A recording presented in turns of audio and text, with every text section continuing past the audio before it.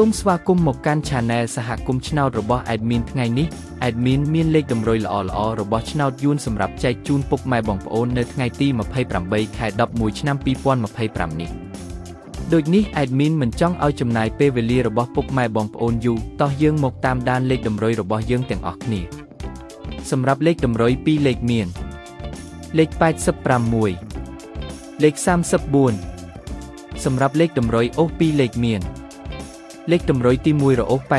80និងលេខតម្រុយចុងក្រោយអូស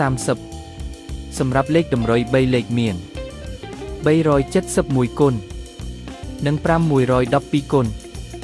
សម្រាប់លេខតម្រុយថ្ងៃនេះ Admin សូមជូនពរឲ្យពុកម៉ែបងប្អូនជួបតែសំណាងល្អទាំងអស់គ្នាហេងមានលាភមានជ័យ